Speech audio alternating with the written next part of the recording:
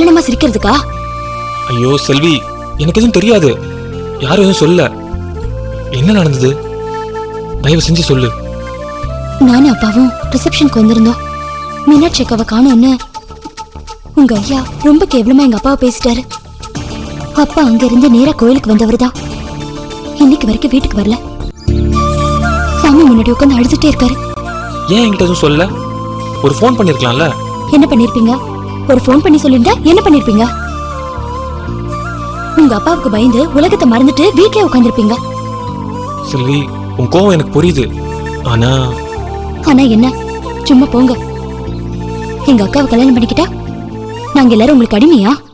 பாக்குறப்பெல்லாம் அவமானப்படுத்திக்கிட்டு. பாவம் எங்க அப்பா. செல்வி, குருசாமி சார் எந்த கோயில்ல இருக்காரு? சொல்ல முடியாது. நீங்க அவரை பார்த்தா அவர் ரொம்ப வருத்தப்படுவாரு. செல்வி, நான் குருசாமி சாரை பார்க்கணும். போங்க, அம்மன் கோயிலுக்கு போங்க. போய் எங்க அப்பா பாருங்க. நீங்க செஞ்ச தப்பு உங்களுக்கு புரியும்.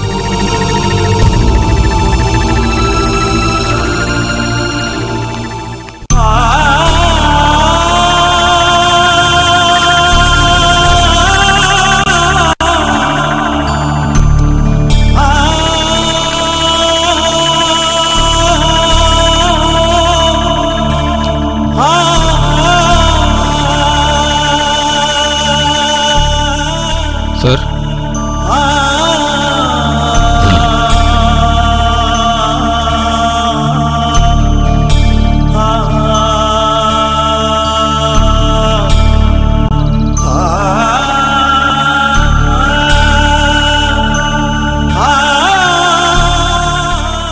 என்ன சார் இது? கோயிலே தான் தங்கியிருக்கீங்களா? வீட்டுக்கே போறது இல்லையா? உங்களுக்கு யார் மேல சார் கோவம்? எங்க ஐயா மேலையா? அவர் நீங்க இனிமே பார்க்க வேண்டாம் சார். அவர்கிட்ட பேசவும் வேண்டாம். நடந்த எல்லா தப்புக்கும், உங்களுக்கு என் குடும்பத்தால் ஏற்பட்ட அவமானத்துக்கும் நான் உங்ககிட்ட மன்னிப்பு கேட்டுக்கிறேன். என்னை மன்னிச்சிருங்க சார். வீட்டுக்கு போங்க சார். நீ போப்பா. என் கோபம் மனுஷன் மேல இல்ல. உங்களை இப்படி பார்க்க முடியல சார். நீ என்ன பத்தி யோசிக்காதப்பா. முடியாது சார். உங்களை பத்தி யோசிக்காம இருக்க முடியாது. நீங்க என் அறிவுக்கு தகப்பன். நான் இப்போ ஒரு பொண்ணோட தகப்பனா போராடிட்டு இருக்கேன். நீ என்ன பத்தி யோசிக்காம போய்க்கிறது சார். உங்களுக்காக நான் யாரை பத்தியும் யோசிக்காம இந்த கல்யாணத்துக்கு தலையாட்டினேன். ஏன் சார்? உங்க சந்தோஷத்துக்காக. அந்த கல்யாணத்துக்கு அப்புறம் எத்தனையோ துயரங்கள். நான் அதை வெளிக்காட்டிக்காம தாங்கிட்டு இருக்கிறதுக்கு காரணமும் நீங்க தான் சார். எப்படி யோசிச்சு நல்லபடியா வாழணும்னு எனக்கு கத்துக் கொடுத்தவரும் நீங்க தான். நீங்க இப்படி யோசிக்காம. யார் யோசிக்கிறேன்? நல்ல யோசிச்சுதான் இங்க வந்து உட்கார்ந்து இருக்கிறேன்.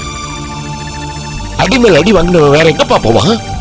ஒன்னா தெய்வத்துக்கு முன்னால உட்கார, நல்ல தெய்வத்துக்கிட்டே போகணும்.